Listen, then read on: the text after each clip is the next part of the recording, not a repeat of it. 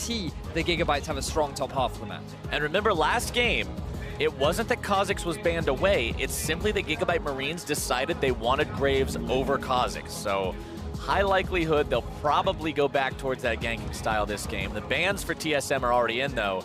Ziggs, Kennen, and LeBlanc all gonna be banned away. Their opponents responding with the Shen and the Ivern. Really not liking the idea of those protective style champions. And probably Lulu will round it out. Very similar to what we saw before. That means that the first pick will likely be the Karma from TSM, and it's not as impressive anymore because this is exactly what happened last game. This is just a mirror of the previous match. But now I want to see the Gragas priority. This is what we should expect from the Gigabyte Marines, and there it is, right? So this is much more of what we'd expect. And that's fine, okay, so they've gone back for the Graves. I don't think this is necessarily a problem. You still have a powerful jungler. You still hold yourself just fine in terms of your early game presence, your ability to invade. They just had one bad gank down in the bottom lane. That's likely just the perception that Levi has. And he said, you know what, guys, I remember, I don't gank bot normally. I'm going to go back to ganking top and mid. So this isn't normally what I do. I forgot that we don't play around this lane. You guys, I'm just going to leave you alone. Don't worry about it. Svenskeren, he's on the lead, though, for the third time in a row, as it looks like TSM is also going to pick up a big tanky AP top laner to go against a big tanky AP top laner. So TSM are just mirroring their draft from before. They've identified that this is definitely a composition that can work. I literally even wrote down mirror instead of Nautilus. What? I don't know. I don't know why. All right, to round things out, normally you'd expect the AD carry Slay. He's most comfortable. AD is the Ashe. So if he gets that for himself, then he's going to be a pretty happy camper. Now, what we're likely to see from TSM is the same bans as before. You want to ban away... well, actually, no. I don't think they need to ban away the Fizz because you know what the enemy top laner and jungler are. So it probably makes more sense to ban away supports. Champions like... Ooh, you could just ban away the Nami. I don't know if it's worth banning Sona because you've clearly already had a good answer to it before. Yeah. And I think that if you're Gigabyte Marines, you just start targeting AD carries. So the Varus and Lucian will probably be taken off the board. Well, there's the Varus. Gigabyte Marines going to go ahead and agree with you on that one. TSM thinking about what they want to remove here. They've still got their mid laner and their AD carry to pick. So thinking about what might get in the way of those picks being successful. It looks like Zyra is the choice. Remember that after the nerfs to Malzahar, he really has fallen off a lot in terms of value. However, Archie has still played it. He played it in the VP game, which they ended up losing. But it's still a pick that they could go for, even if it's not as optimal as, say, it used to be in the past. I feel like the Nami would make more sense here, which is why I would expect TSM to ban that one away, given just the strength of the champion. Well, Ezreal removed by Gigabyte Marines, deciding they don't want to allow Turtle on that one again. Turtle's problems with putting himself in precarious situations are significantly alleviated when you have a built-in flash on a 10-second cooldown. Yep. But now he's probably just going to go for the Lucian, right? Like, it was banned away from him before. With the other utility carries taken off the board, it just makes the most sense. The only other exception to the rule that I would expect would possibly be the Caitlyn. But I feel like Lucian would much better fit in his bandwagon. It would give you a powerful pushing lane down bottom. Well, Gigabyte Marines thinking about that Fizz. And it is locked in there for the mid lane. The blind pick Fizz. Interesting. So in terms of, I mean, like, his laning kind of sucks early on. Once he gets level 6, his ability to all in is very good. And if Bjergsen wants to match to that, I guess the best pick would actually be to pick some kind of an assassin into him. Ever since the changes to Fizz, Kassadin was often considered actually a pretty strong pick. And with the recent changes, you could go for it, but there's also a large element of risk if you end up falling behind hard early. So instead, you just go for a safer option. I think that Orianna is absolutely fine in terms of being able to trade early and in terms of her ability to scale later on. Well, Ori and Kate are the pickups on the side of TSM. You said that Lucian is what you were expecting, but Kate was also a possibility, and it looks like they want to go with a little bit safer, longer range of an option. Also, can't forget what Caitlyn brings to sieges and siege defense scenarios with all those cupcakes. Oh, there is always the possibility that this is a Gragas support, and they actually end up picking something slightly different in the top. Remember that you could still send the Fizz up to the top lane. Ah, no, okay. Nope. They're just going to stick with the standard stuff. Nami is absolutely fine into the Karma. But yeah, I think that this Fizz pick is definitely a big risk. During the early laning phase, it is really rough. Arguably, it's even harder against the Orianna because of the low cooldown on her Q and just how much damage her basic attacks do and every time Fizz tries to farm. But she has very similar issues too in the sense that she is a low mobility mid lane mage and she is very susceptible to ganks. So the moment that Optimus does hit level 6, then that is a dangerous lane. It's a prime target. Exactly. For Levi to slide in there and look to make a play.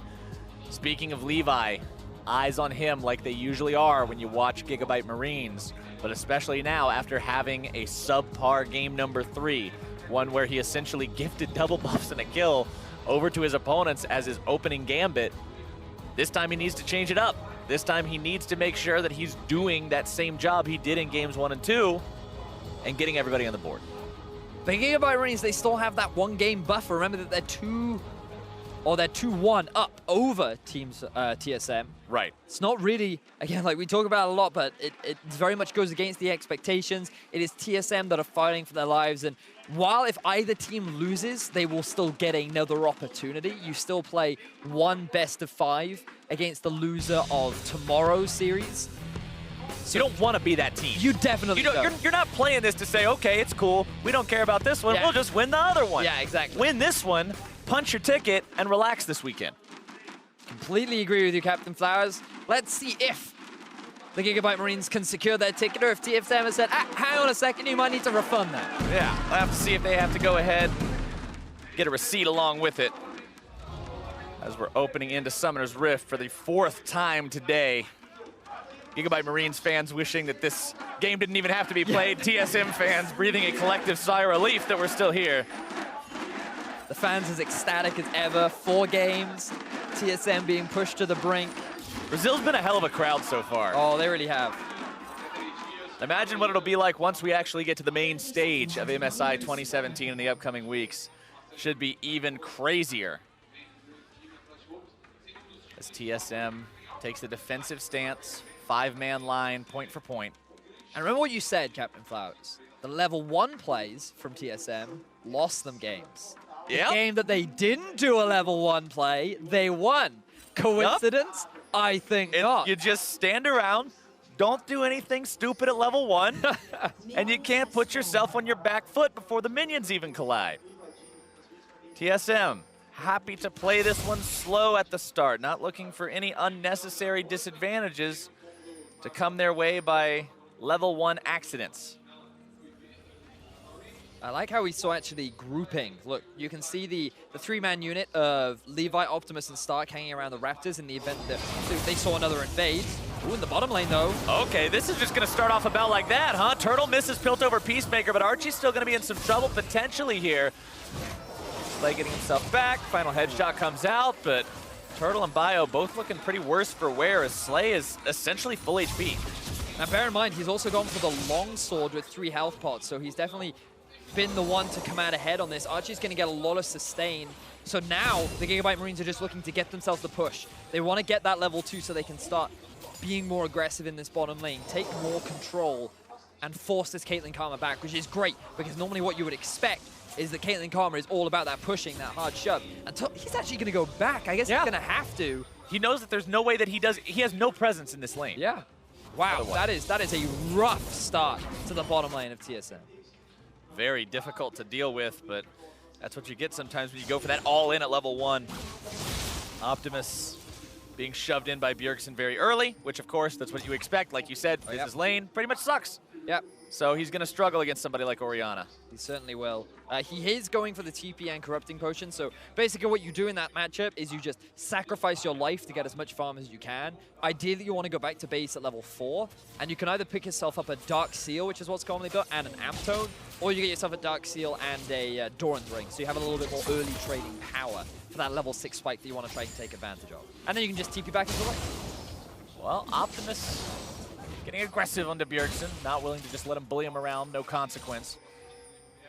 Levi, here we go. It's 3 minutes in, Vedius. It's time to go into the enemy jungle. He's pinging mids.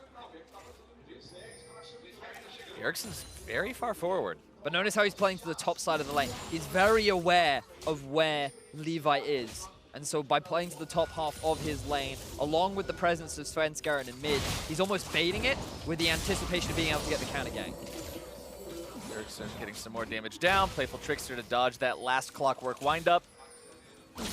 Both supports were also very aware of that situation in mid, both ready to rotate, become involved if they had to be.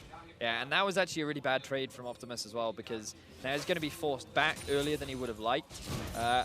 Oh, okay, this is actually pretty good for him. It would have been worse if Bjergsen stuck around, because he can now pick up this farm, go back to base, and he'll still do his standard plan of return to lane with the TP with the extra bit of items that he's been able to get for himself. So it's not all end too badly for Optimus in the middle there. Well, Levi's early plan once again doesn't go his way. Luckily for him and his team, this time it doesn't end up with a death, but it's also not him getting them rolling. This is not the Gigabyte Marines success strategy from games number 1 and 2, just because that early window wasn't available, really. I'm impressed that Hauntzer's got like a whole 2 waves on top of Stark. I'm not entirely sure how that happened. Hauntzer's really turning things up. Oh, he is. Oh, he certainly is. Turning things up this series as it's gone on, I should say. Just warming up, you know, like yeah, the first maybe games it was he had to Chilean get going. And you know, I was actually looking at this as one of the factors that I was going to consider as this game went on, is the Gigabyte Marines have been playing the past week. They've been involved in round 1 of the play-in stage. TSM have been practicing. They've been preparing. But that doesn't mean that they've actually got to play against any of these teams that come from different regions and play a different style of League of Legends than what they're used to. So it might have taken TSM those first couple of games to really just warm up and get in the right flow of things to know how to deal with this. So far, things are certainly going well. Mid has the slight CS advantage. Top surprisingly has the CS advantage. And in the bottom lane, even after the early deficit, WildTurtle and Biofrost have been able to reclaim some of the control that they had with the powerful push of Karma and Caitlyn. They're forcing Slay and Archie underneath that turret, and what was a big CS advantage has now equalized out. And that Gragas, that top lane pick that we were talking about taking priority, is currently behind still compared to Hauntzer. Oh, here we go. As the mid lane play happens, Bjergsen's going to be bursted low, flashing away. Does not matter. The damage between a Fizz and a Graves is way too much. Bjergsen spins the flash. Lars, do you remember we were talking something about like around the level 6 mark that some kind of target ends up around the mid lane? Yeah, it's almost like that's exactly what these two are trying to coordinate, and it's almost like that is exactly point for point the textbook Gigabyte Marines game plan. Oh, for sure. This is clearly something that they have done before. The classic synergy, the well-known synergy of Levi and Optimus. He gets the level 6. Bjergsen isn't even having his ultimate available yet, and they instantly punish. Levi's already in position. They're able to get a very swift kill. And you can tell the communication between these players on this team as well, just because of the fact that they're saying, hey, I'm level 6 in 5 creeps or whatever. Make sure you're here. Make sure you're ready. We're just going to make this play. Meanwhile, bottom side, Slay and Archie still enjoying themselves a pretty comfortable laning phase. Turtle and Biofrost had gotten back, chopped up a little bit. BF sword on Turtle, so Slay's going to want to get himself back and shop as soon as possible to make sure he's not outdone in the item department.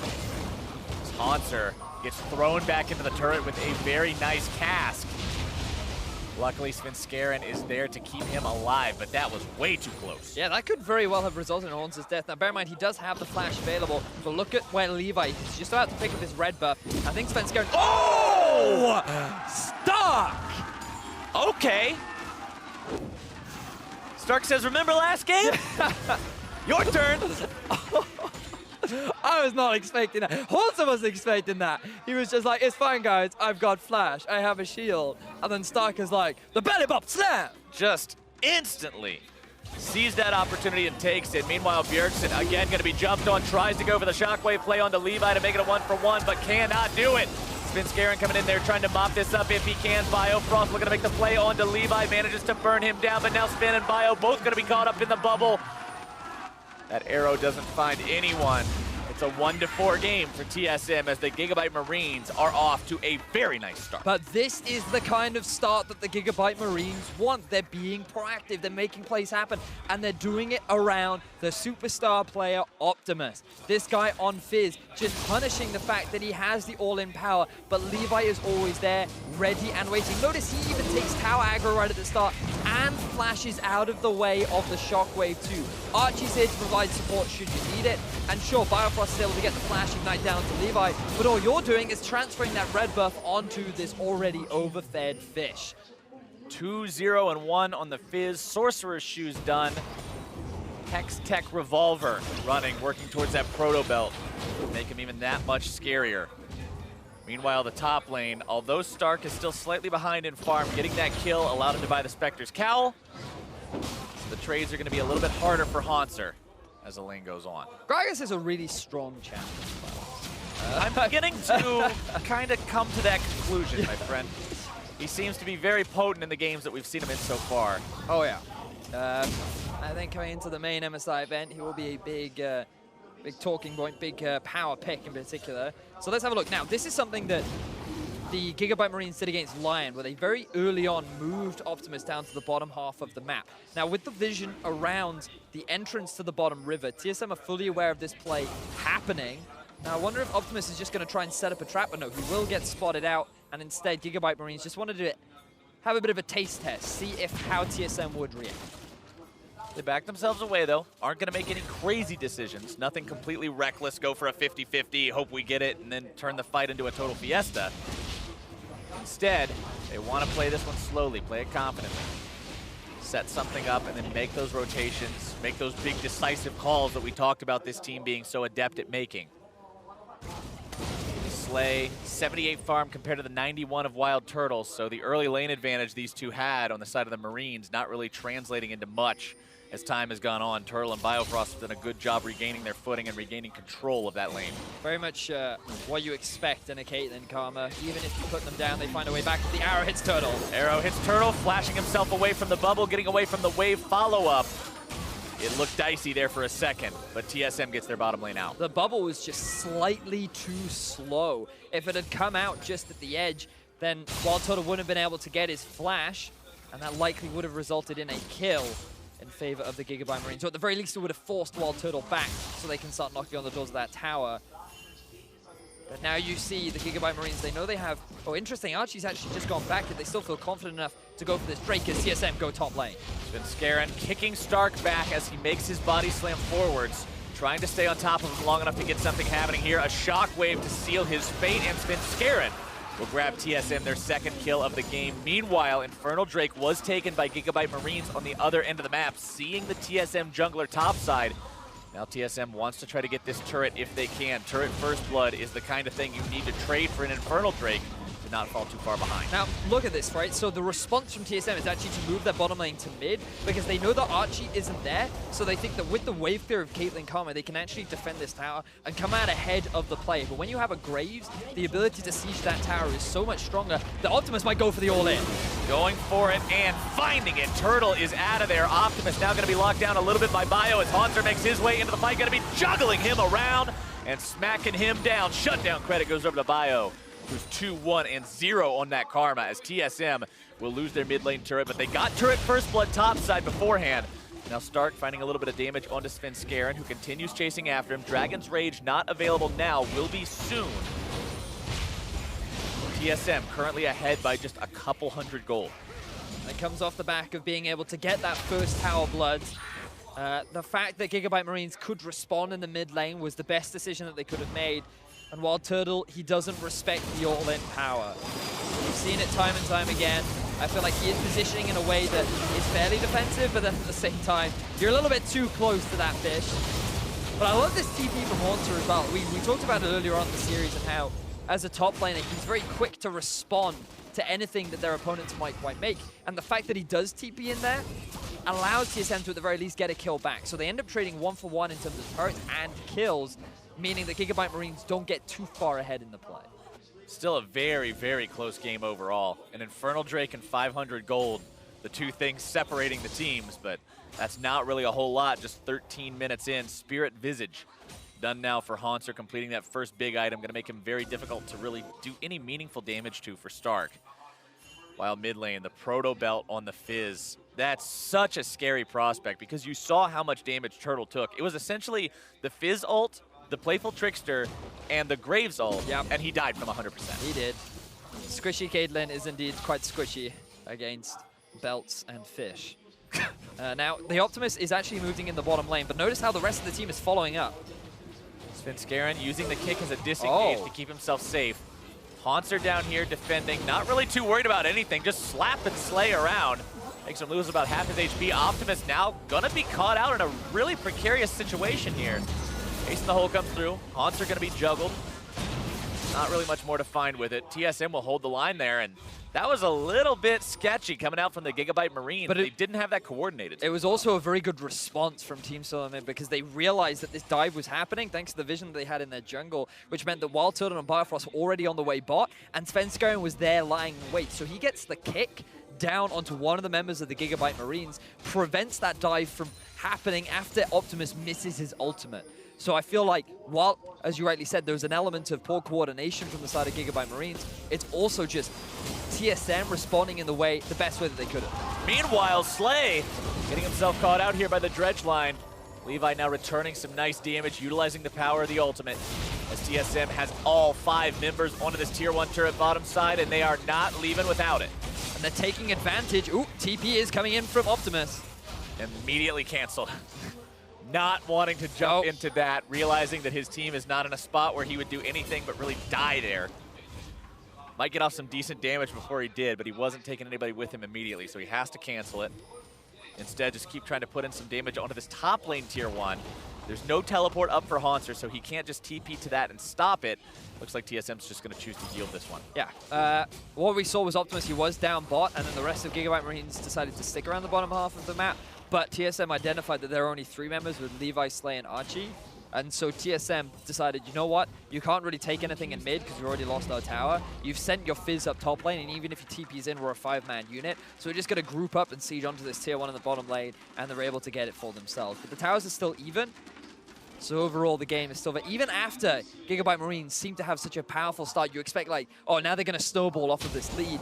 TSM is still being very smart in the way they respond. And I think this is super important because they're no longer caving to the skirmish style that Gigabyte Marines like to play. Instead, they're looking at it from a holistic perspective, and they're saying, okay, our mid lane is 0-2. We can move him around the map. We can use his ball to help siege and take down these outer structures to keep us even in the goal. TSM refusing to play the Gigabyte Marine strategy is very important for being able to hold on in this early game, because when Gigabyte Marines gets to play that strategy, when Gigabyte Marines can lure you into that trap and make you take those 2v2s, those 3v3s, those small skirmishes, they're exactly where they want to be, and we've seen what this team looks like when they can be where they want to be.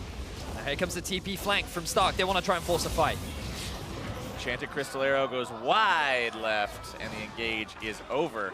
Dredge line coming back, will not be finding anyone.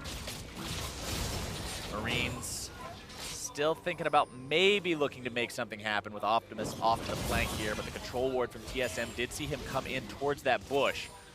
Very low amount of HP still remaining under this tier 1. The problem for Gigabyte Marines is that TSM want to be grouped up as a 5-man unit. Optimus, while he certainly can have a big impact in these fights, Orianna can have an even bigger one. That shockwave can so very quickly swing the fight in Gigabyte Marines' favor, and as long as TSM are playing smooth and smart and just gradually sieging onto the turret, they can use that ball as a zoning tool to get themselves an objective and get themselves further ahead of the goal. There you go, another objective, another little gold boost, and now they've got the track to Dragon. Is mountain number 1 this game. It has been a day of mountains and infernals. Oh, There's been so many of these damn things. I don't think I've seen a single cloud drake. Are you sad about that? Not even a little bit. These make it so much more exciting. These are the ones people will fight over. As the top lane tier 2 for TSM under some pressure. Hauntzer trying to defend this as long as he can. But it's a 5-man move from the Gigabyte Marines. TSM can't defend it now. Hauntzer trying to go back into this. I don't know if that was a decision he wants to stick by as he's juggled back into the team. Not a good death, the TSM top laner. Yeah, now, bear in mind, TSM, they just want to stop the backs because Bjergsen is sitting in the bottom lane. TP has just come up for Optimus, but he doesn't have his ulti anymore. So I don't know if you could confidently wave through and hold this tower against Bjerg. Instead, TSM, they're going to hold off. And they're just going to reset the game. Now, I think that was a big mistake from Hauntzer. He shouldn't have stuck around that tower when it was guaranteed to go down against 5 members. I think it was a bit of an oversight, lack of respect, and Gigabyte Marines keeping the game extremely close. 3-3 in towers. The gold is basically even. But with the TP gone for Optimus as well, it limits the ability for the Gigabyte Marines to effectively use their 1-3-1. I mean, the first time that we see a big fight happen this game, the first time that there's something that really just explodes, like full-on 5v5, that's going to determine a lot about the tempo for the rest of the game just because of how close this has stayed so far. Any little thing, any little mistake that turns into a couple of kills could be that much more impactful than it would otherwise be.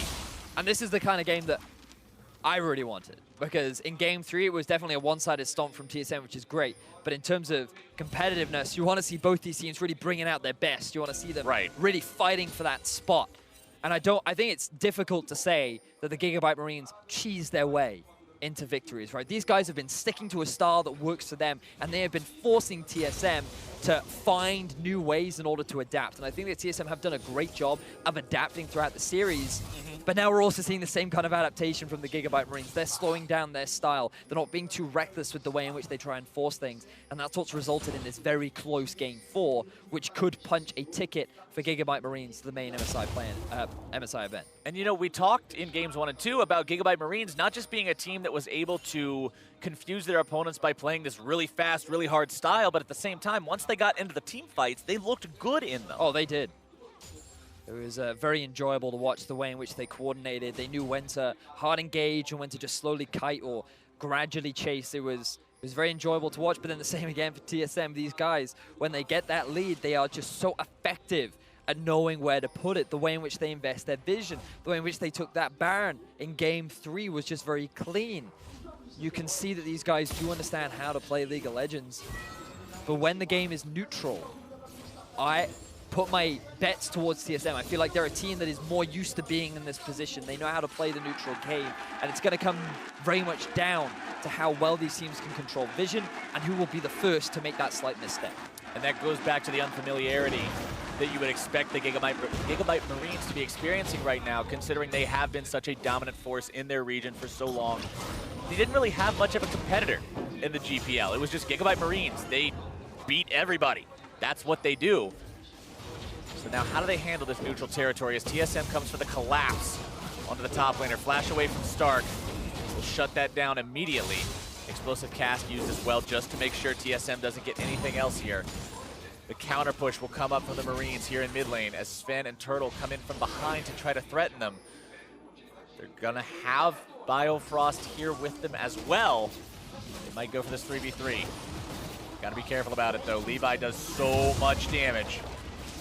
Minion gonna be smited just to try to slow the push down, but it will not find any success. And with Optimus rotating over, that's gonna go well for them too, as Stark dies in the bottom lane, but it's the mid lane inhibitor turret that's now being knocked down by the Gigabyte Marines. TSM trying to come and collapse on this in time, but that is now an exposed inhib. Gigabyte Marines getting the better of the rotations here. And they're continuing with the chase. Biofrost goes in. Nice flash over the wave to keep himself in range, get some extra damage down. But the Marines have disengaged for now. Hauntzer making his way into the fight. Dredgeline going to be flashed away from too. Hauntzer looking for a little bit more. Flashes forward. Riptide into the auto attack into the lockdown as Optimus has been behind the rest of TSM, and he finds the kill on the Turtle as the Shockwave makes the kill. 2 fish down as Levi comes back into the fight looking to finish off Bjerg, but it is not going to happen today. Stark now trying to fight 1 versus 2 against the remainder of TSM, but as the last man standing, he's just got to walk away. And think of the numbers advantage that Team Solomid now have. The Baron is available. Bjergsen is looking amazing. Being able to survive both Levi and Optimus is exactly the big wide window that TSM needed in order to get this objective. Stark's got to be some kind of a hero here if he wants to stop it. And a hero he will be! Bjergsen forced to run back, keeping himself alive now with the shield. Stark gets a kill onto 1, but he stops the Baron. He did everything that he needed to do. It doesn't matter that he died, and it doesn't matter that he only got the kill onto Biofrost. But let's have a look at this. Optimus comes in from the flank, and WildTurtle just takes so much damage. And you think at this point, oh, Bjergsen's in a lot of trouble, but this is the power of Orianna in this matchup. She has the ability to just have low cooldown. She has the added shield to mitigate a lot of the passive damage, and her trading power is very strong. Look at how this shield is always up and ready and it just mitigates so much of the dueling power. And the fact that Biofrost is there to just make things even harder, that resulted in him getting a lot of those kills and a lot of this gold. But now we see Levi and Optimus perhaps caught between a rock and a hard place. Oh, Svenskeren kicks Optimus away, but now eats a lot of burst from Levi. Turtle, oh no! That was an interactive gameplay experience that he just enjoyed versus that Fizz. Ult into Proto Belt into Q. See ya! But also, why was WildTurtle there? Running down the river, giving Optimus a prime avenue not only to escape, but also to somehow win out on that fight. We talked a lot about it, the positioning of WildTurtle. I can give him the benefit of the doubt in that top lane play, but there, I mean, like, there's no reason to be running down the river. Take the safe route as the arrow hits on the Bio. Uh-oh, speaking of why are you there, Biofrost gonna be eating a lot of damage on this one. Wave comes out, Bio still knocked back. Levi making his way into the fight. Bjergsen throwing the shockwave on himself, but it's not enough, and 2 fall on TSM. Gigabyte Marines, now remember, they've got this inhibitor exposed. And the push will come down mid lane. The traps just do not matter. They'll walk right over him and take this inhib. And this is the skirmish style of the Gigabyte Marines. They find a random pick. Are they? No, no way. Actually trying this? This is risky. Okay, Gigabyte Marines, they want to end this game. Hauntzer's got to stop them somehow. Slay going to be knocked out. The damage coming through. Svenskeren looking to finish him off. He does successfully do so. Turtle is killed on spawn, but the rest of the Marines have been routed. Stark and Levi have to try to leave this one, but Hauntzer with the lockdown, and Sven is here trying to stay on top of Stark.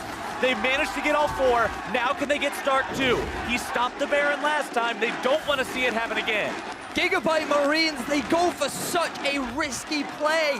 They tried to end the game, and instead of ending it, they actually tried to get themselves more kills. That was the worst possible thing that you could have done, because now, TSM, they have 4 members alive. They're looking at the Baron, and this is going to give them the lead to get them back into this game. That looked real scary for a second for TSM, but now, an overextension by the Gigabyte Marines puts TSM back in a better spot than they were to begin with. Turtle will clear out the top lane. Wave that's just colliding into that turret. Just like, it's this decision. If you're going to go for it, then you just hit the towers. But instead, look, Levi and Stark, they go straight onto WildTurtle. Optimus is trapped here because he can't really do much for the backline that ends up getting demolished by Svenskeren and Hauntzer. And this was just way too greedy for the Gigabyte Marines. They were in such a good spot. Look at top lane.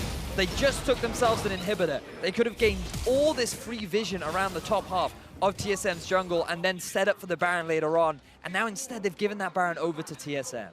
Now how does TSM use it? That is the question. To get Baron is one thing. To have a big juicy Baron power play is another. This team currently has 4 turrets under their belt. So 2 tier 2s still left to push on there in the top and middle lanes. Bio, Bjerg, and Sven grouped up, pushing, seeing what they can accomplish here. The Gigabyte Marines actually backing from the bottom side of the TSM jungle, thinking that maybe somebody was going to come through there, but that's just not the plan. Or maybe they go for a sneaky base race, but there's still 2 in it. Yeah, I don't. Towers up, you don't have a minion wave. Either way. Chanting Crystal Arrow finds its way onto Turtle. He's fine, he's fine. But yeah. This time he was baiting it, right? That's yeah, this time he was in a spot where it was all good. All gravy. Svenskeren always looking for that opportunity on the front line to be the vanguard, to be the guy who knocks someone out of position and opens this game up for them. Now it's TSM's turn, Vedius, to pressure onto the inhibitor lines and see what they can find. Optimus wants the flank, always setting himself up off to the side. Svenskeren will zone him for now as Turtle sets up the trap line. This is what we mentioned with the Caitlyn pick. The siege and anti-siege scenarios are huge for this champion just because of how well she controls zones. But look at the flank. Cast not finding much of anything. That's a pretty big cooldown to have down now. That's a lot of threat. No longer available for Gigabyte Marines to knock someone out of position. As Optimus comes in from behind, the turret goes down. Optimus having to run, Proto Belt to escape. Hauntzer on the front line, not able to find that dredge line onto a target that matters. Turtle pouring auto attacks into the inhibitor itself. Stark still wanting to come in from behind if he can. Inhibitor down to half, down to a third, down to a quarter. Adios! Last auto attack does it. Stark finds his way into the fight. Hauntzer going to be soaking up the fish, though. A nice shockwave onto 2. Slay's going to be chased down by the ulti. Turtle falls to Optimus. Slay still alive. Optimus Zonia's trying to get himself out of this one. Hauntzer looking to chase him down. A little bit more damage will do it. Stark's going to be going down next. 3 dead on the side of Gigabyte Marines. And TSM might just be able to make it happen here. They have the Baron-empowered minions. They have the teleport from Hauntzer. Only Optimus and Archie is left to stop them. TSM, they're going to bring us to a game 5. Hauntzer coming back into the fight. Svenskeren keeping Optimus away. They've got to just burn these turrets down. Archie's going to be going to, ladies and gentlemen, we are going to be going to the final match as TSM will take down Gigabyte Marines and tie this sucker up.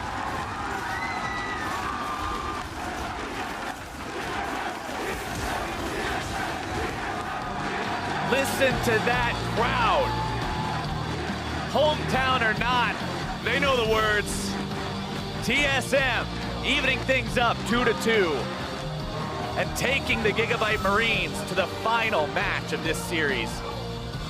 This one's for all the marbles. Oh yeah, yes it is. And TSM, while they may have been gifted that Baron, they knew exactly what to do with it. They played that final team fight superbly. The way in which Svenskeren was just constantly zoning Optimus away, preventing him from getting onto the backline. The way in which Hauntzer stood in a way to keep WildTurtle alive, and there were just no more engaged tools on the side of the Gigabyte Marines. As a 5-man unit, there was no way they could win out on that fight.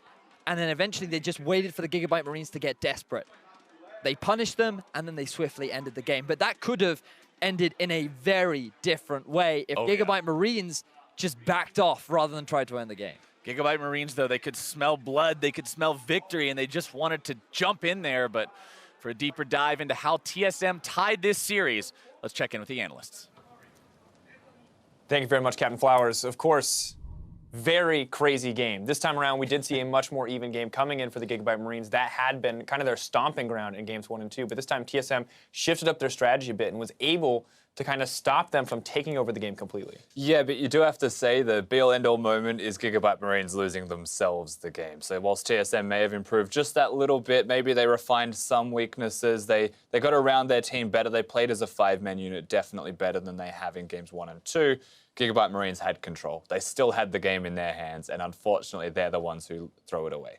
Let's take a chance then to look at that replay. Of course, the 25-minute TSM base defense coming in. They want it, blood in the water. Captain Flowers said it, but not quite the situation they signed up for. But at this point, like, the decision is already too late for Gigabyte Marines. Like, as soon as they move towards those Nexus towers and buy enough time for Hauntzer to cut in from the bottom side, then Optimus just gets taken out alongside Slay in the backline.